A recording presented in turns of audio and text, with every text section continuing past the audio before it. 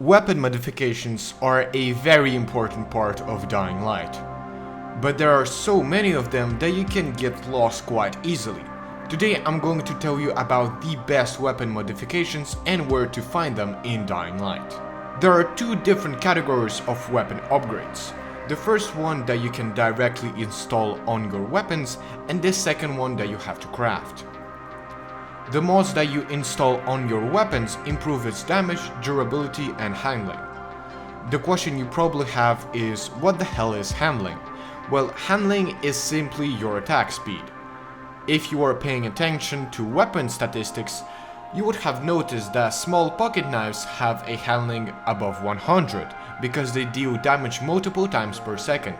But strong two-handed hammers have a handling of around 30 because you have to wait a couple of seconds before the next hit. Unfortunately, you can't install an infinite amount of mods on your weapons. The maximum amounts of slots is free, but obviously this depends on the weapon quality. Although there is a method to get 4 slots, but we'll talk about this later. Weapon mods, just like any other item in the game, have a rarity system. The rarer the item, the more buffs it will give to your weapons. Here is a table with all weapon mods and the improvements they give. Now from here, as we can see, the best weapon mod is the King, which buffs every single stat by 2. And the worst ones are the Assassin and Juggernaut, which both upgrade only one stat by 1. Now obviously the Assassin and Juggernaut are very easy to find. You can find them in loot boxes, zombie corpses, or as a reward for completing a random event. So near the end of the game you'll have a lot of them. Another important feature is that the stats upgrades are percentage based. So the better your weapon, the bigger the effect of the upgrade will be. Also, one thing I need to mention is that you cannot replace weapon mods. So if you think that you can install an assassin on your favorite weapon and then just switch it once you find a better mod, you unfortunately can't do that. So it's obviously better to install kings on your weapons, but kings are usually very hard to find.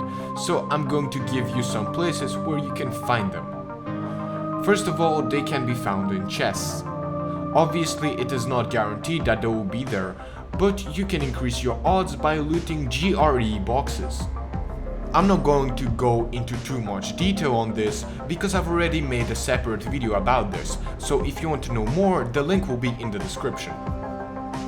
One very good method to take one king every 30 seconds is to go to the fan zone quest, where a maniac will try to kill you. Upon defeating him, he will drop a king. Now all you have to do is exit the game, load back in, and then he will respawn, which will allow you to kill him again. But what if you have already completed the fan zone quest? Well, then this is time to go to the countryside, because there are quite a few places where you can get a guaranteed king drop. First of all, you have those military boxes that not only contain this extremely rare weapon mod, but also blueprints for experimental military car parts that are the best upgrades for your buggy. Also, let me know down in the comments if you want a guide about the buggy in Dying Light the Following DLC. Another place where kings have a guaranteed drop is after defeating a freak of nature. Although the game won't actually show you that you've picked up a king, it will just say reward, but one of these items will be a king upgrade. But what if you already did all of that? What if you want a way to infinitely farm kings? Well then, go into the Haran prison and get guru rewards. If you want a guide about the prison heist, you can always go on my second channel where I upload daily prison heist runs. Also, there is the clicker upgrade, which has the same exact stats, but it's even more rare because you can get it only once per save game and it's an Easter egg. Speaking of which, let me know down in the comments if you want me to make a video about all Dying Light Easter eggs. Now, the second way to upgrade your weapons is using the various blueprints you find in the world. Each weapon blueprint requires certain crafting materials in order to apply it on a weapon. the more powerful the blueprint, and the rarer upgrade materials you need. Also, most weapon blueprints can be applied to only a specific type of weapons. But the most important feature of weapon blueprints is that they apply a special elemental damage type on your weapon. There's a total of 6 different elemental damage types, this being bleeding, impact,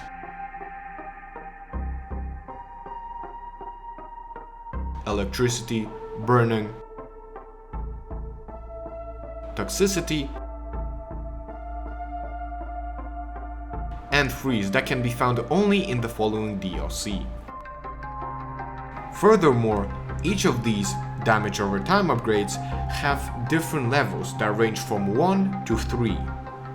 Now let's talk about the secret mechanics and the best enemies against which you can use different types of damage. Bleeding doesn't show any changes visually or physically, but it will deal damage over time. It's not very good against zombies, but it's a perfect tool against humans, because you can simply hit them with a bleed attack and then just hide behind cover and wait until they'll bleed out. The impact upgrade is probably the most fun damage upgrade in the entire game, because it gives your weapons the ability to fling an enemy with insane speed in the direction you're facing. This upgrade is obviously very good if you're getting cornered and you need to gain some space in order to heal or apply a booster. Next we have electricity, burning, and toxicity. All of these upgrades are pretty similar. Once you make a successful hit on an enemy, the elemental damage effect can proc and immobilize the target. Electrocuting enemies will make them stand up and shake. Burning enemies will make them swing around their arms as they're trying to put away the fire. And toxicity will make enemies vomit. It is quite important to note that all of these 3 damage types can also damage the player. So if you try to loot a electrified or burning corpse, you will take damage, which can be quite annoying. Another feature that is unique to the electricity upgrade is that during rain time, electricity attack are heavily boosted. One of the best ways to see this in action is during the final battle in the prison heist, as it's always raining there. The final upgrade is the freeze, and as I said before, if you want to get blueprints that apply this specific type of damage, you will have to go into the countryside because it's the only place where they spawn. Upon hitting an enemy multiple times with the freeze upgrade, they will eventually freeze, as the name suggests. In this state, unlike the previous 3 upgrades, the enemies can't do anything to you. So in terms of immobilizing your enemy, this weapon upgrade is the best. And also, all damage types don't proc on really big enemies like goons and demolishers. Because unlike ordinary enemies, the demolishers will not twitch in convulsions if set on fire or electrocuted. Also, this is quite obvious, but I will mention it anyway, that the damage boost you get from applying weapon blueprints doesn't just increase with its rarity, but also with the initial weapon damage. Basically, the more damage a unmodified weapon has, the more damage it will have once modified. But this is still not the end, because there's actually a second category of weapon blueprints that don't boost any damage whatsoever. They are more similar to skins than actual weapon modifications, but they still require crafting materials, as if you apply one of these weapon blueprints, you can't apply other ones. But there is still a benefit for using them, because not only do they change the appearance of your weapon to a melee weapon from another game, but they also boost stats like durability and handling. But most importantly, they can add extra repair slots and extra modification slots for your weapons. Because normally the maximum amounts of modifications a weapon can have is 3. But if you apply the Last Hope blueprint, for example, this number will be increased up to 4. The same thing goes for the amount of repairs a weapon can have.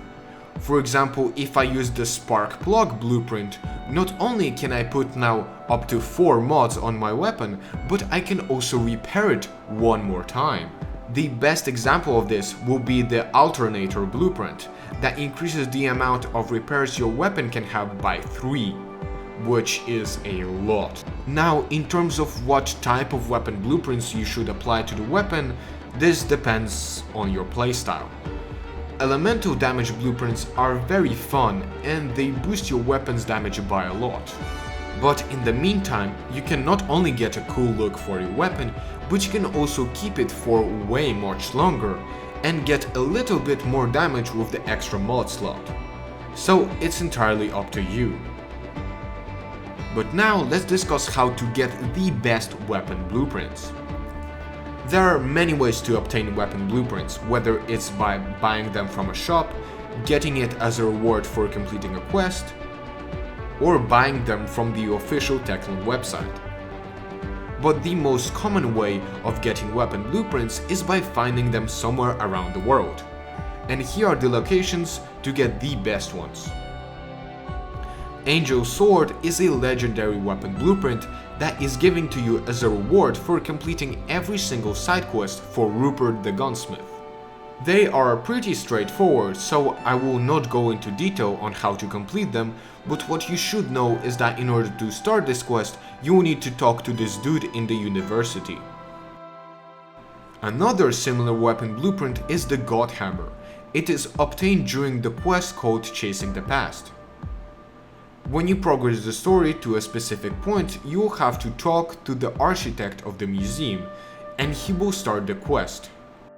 I think most of you will agree with me if I say that this side quest is one of the best side quests in the entire game, just like the previous one. Speaking of which, write down in the comments if you want me to make a video about the best side quests in Dying Light. Near the end of the quest, when you defeat the killer, go in the room where he came from, and here you will find the blueprint for the God Hammer. The all-in-one weapon blueprint can also be found in Old Town, and despite its name, it will give only 2 elemental damage upgrades.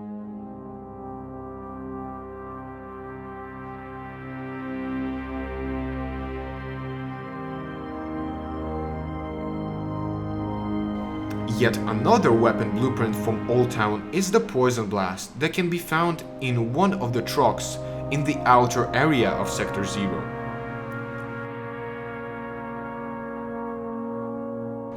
The final blueprint that can be found in the outskirts of Old Town is the GTFO 2.0 that can be found in the back of this yellow van.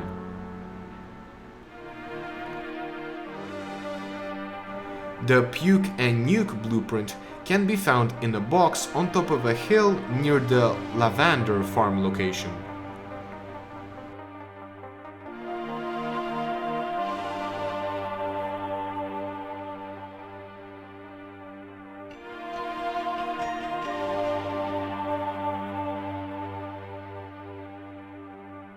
The blueprint, which is simply named Surprise, motherfucker! can be found at the very top of the bridge.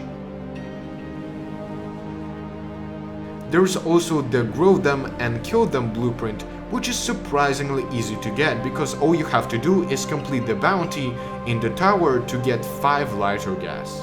In terms of freeze upgrades from the following DLC, I will mention only the North Pole because it has the biggest amount of weapons it can be applied to. And it will be granted to you once you find Vulcan's doll backpack during one of Tolga and Fatim's mission.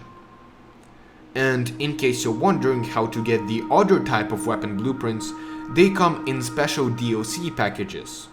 Or you can get them from the Pilgrim Outpost. More info can be found on my Dying Light 2 God Feeling update video.